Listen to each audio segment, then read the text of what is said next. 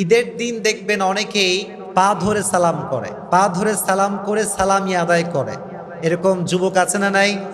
আছে, অনেকেই আছে দাদার পা ধরে, মায়ের পা ধরে, অনেক মুরব্বীর পা ধরে। কেন? হাদিয়া পাওয়ার আশায়, টাকা পাওয়ার আশায়। তো এই যে আমরা পা ধরে সালাম করে ঈদ সালামি নিয়ে, এটা জায়েজ আছে কিনা এটা জানার দরকার আছে না নাই?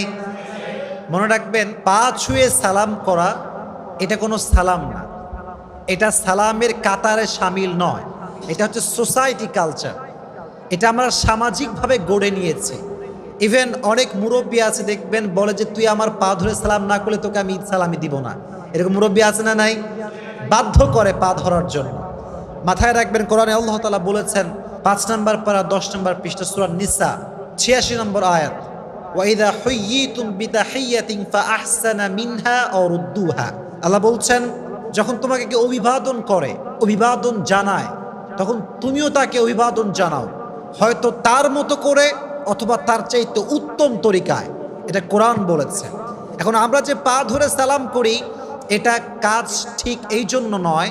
মূলত আমরা যখন মাথাকে নত করি, আমরা সেজদায় মাথাকে নত করি, এবং এটা একজনের জন্য করি। আওয়াজ দিয়ে বলেন, তিনি কে? আমরা যখন রুকুও করি, এই রুকুটাও একজনের সন্তুষ্টির জন্য করি, তিনি কে? আমরা আল্লাহর জন্য সব কিছু করি। তো রুকু এবং সাজদা এটা হচ্ছে আল্লাহর জন্য।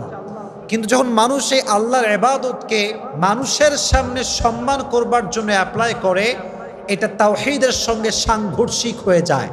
তাওহীদ মানে হচ্ছে একত্ববাদ। আমরা সেজদা করব, রুকু করব, মাথা নত করব একজনের সামনে, তিনি কে? এজন্য আমাদেরকে বুঝতে হবে যে পা ধরে সালাম করা এটা হচ্ছে it's the culture of society. এটা মুসলমানদের কোনো কাজ নয়, সালামের কোনো কাজ নয়। এটা হচ্ছে সামাজিকভাবে আমরা কালচার গড়ে তুলেছি। এর জন্য সামনে ঈদ আসছে, কারো পা ধরে সালামি নেওয়া যাবে। আপনি সালাম দিবেন, দাদা কেমন আছেন, আঙ্কেল কেমন আছেন, দিলে দিবে, না দিলে নাই। দিলে দিবে, না দিলে নাই। কারো পা ধরে সালাম করা যাবে না। ঠিক আছে ইনশাআল্লাহ?